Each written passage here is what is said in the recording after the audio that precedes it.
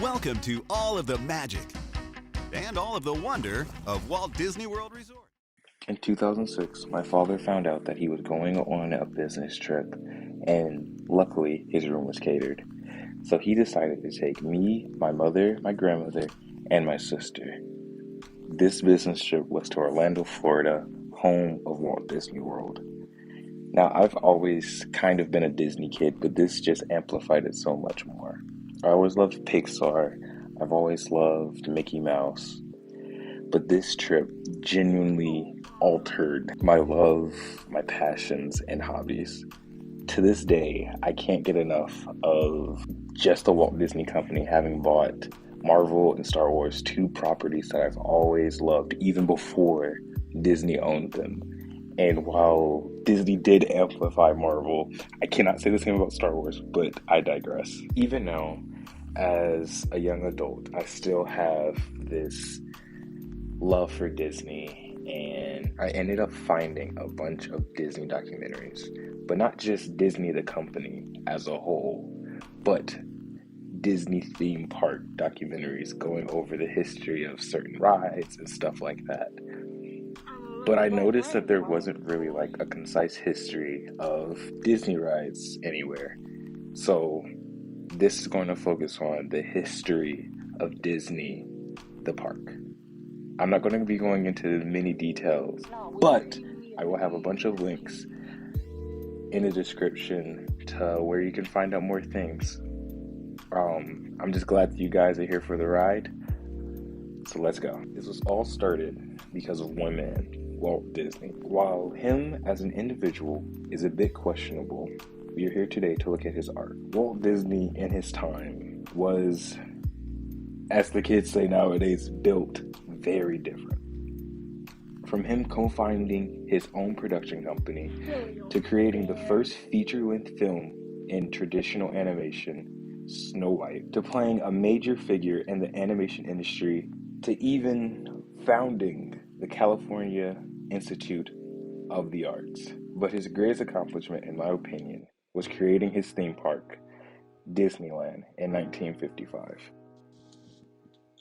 Disneyland opened up on July 17th, 1955 in Anaheim, California.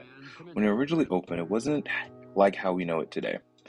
There was a ticketable system where you paid $1 as an adult and 50 cents for children. Adjusting for inflation, this would be $28 for adults and $5 for kids. Well, that seems great. The ticket book would have you pay an additional fee costing 25 cents to 35 cents per ride for adults and 10 to 25 cents, meaning around $2 to $3 for adults and $1 to $2 for kids.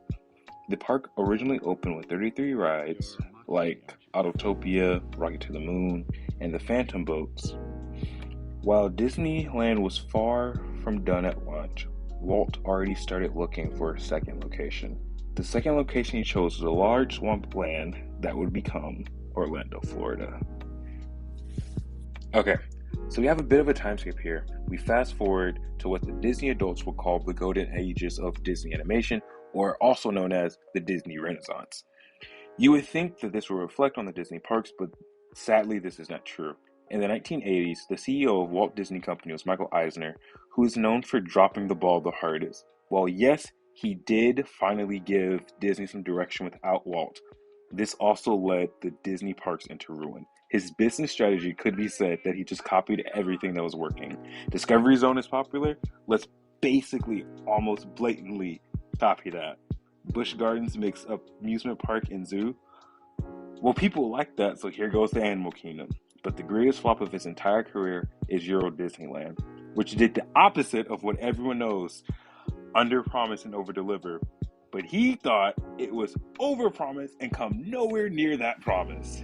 This sad fact sent Disney parks into a bad spot because of the debt that came with the failure of Euro Disneyland, which snowballed into a complete mess with him trying to open a second gate at Disneyland in Anaheim, California, which was based on the very popular California landmarks, which exist in California, so I have no idea how that left the board meeting. This was definitely the dark ages of the Disney parks because of the uncertain future, but as we live in the future, we know that it did work out in the end. Which leads into the Disney parks that I know and love today. Which brings us to modern times and the Disney parks that I grew up with. Nowadays, I don't go as much because my family is getting older, so we prefer more thrilling rides like Universal Studios. But Disney parks will always have a special place in my heart.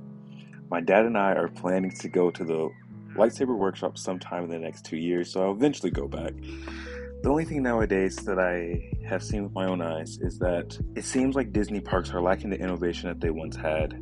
Disney once led in innovation, and if you worked at Disney, you were a shoo-in to at least get another job somewhere. But it seems like nowadays they just keep copying and pasting ideas that they know that work, and that's disappointing to see. So that's that, a very brief summary of Disney parks over the years.